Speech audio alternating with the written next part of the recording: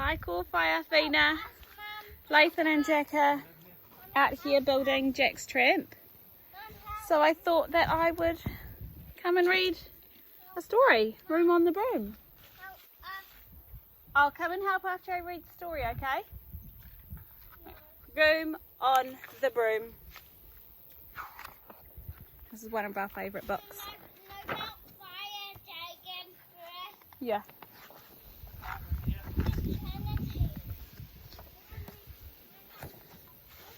Alright. The witch had a cat in a very tall hat and a long ginger hair, which she wore in a plait. How the cat purred and how the witch grinned as they sat on their broomsticks and flew through the wind. But how the witch wailed and how the cat spat when the wind blew so wildly it blew off her hat.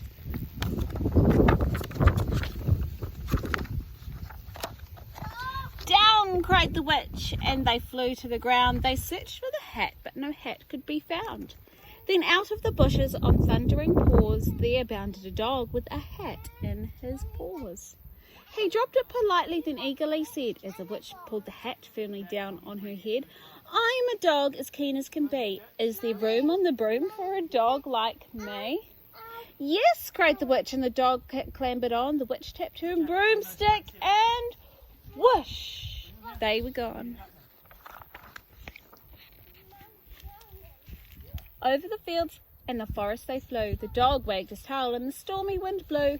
The witch laughed aloud and he held on to her hat, but away blew the bow from her long ginger plait.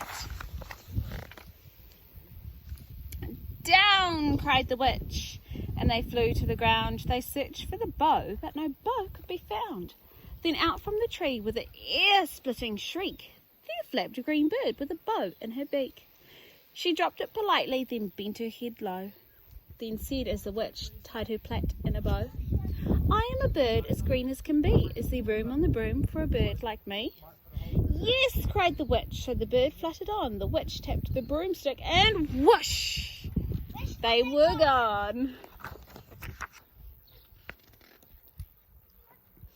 Over the reeds and the rivers they flew. The bird shrieked with glee and the stormy wind blew. They shot through the sky to the back of beyond. The witch clutched her bow, but let go of her wand. "Down!" cried the witch, and they flew to the ground. They searched for the wand, but no wand could be found. Then all of a sudden, from out of a pond, leapt a dripping wet frog with a dripping wet wand. He dropped it politely, then said with a croak, as the witch dried the wand on the fold of her cloak, "I am a frog as clean as can be. Is there room on the broom for a frog like me?" "Yes," said the witch, so the frog bounded on. The witch tapped her broomstick and whoosh! They were gone. Over the moons and the mountains they flew. The frog jumped for joy and the broom snapped in two. Down fell the cat and the dog and the frog. Down they went tumbling into a bog. The witch's half broomstick flew into a cloud, and the witch heard a roar that was scary and loud. "I am a dragon as mean as can be, and I am planning to have witch and chips for my tea." "No," cried the witch, flying higher and higher. The dragon flew after her, breathing out fire. "Help!" cried the witch, flying down to the ground. She looked around, but no help could be found. The dragon drew nearer and, licking his lips, said, "Maybe this once I'll have witch without chips." But just as he planned to begin on his feast, from out of a ditch rose a horrible beast. It was tall, dark and sticky, and feathered and furred. It had 4 frightful heads and wings like a bird, and its terrible voice, when it started to speak, was a yowl and a growl and a croak and a shriek. It dripped and it squelched as it strode from the ditch, and it said to the dragon, "Buzz off, that's my witch." The dragon drew back and he started to shake. "I'm sorry," he spluttered. "I made a mistake. It's nice to have met you, but now I must fly," as he spread out his wings and was off through the sky.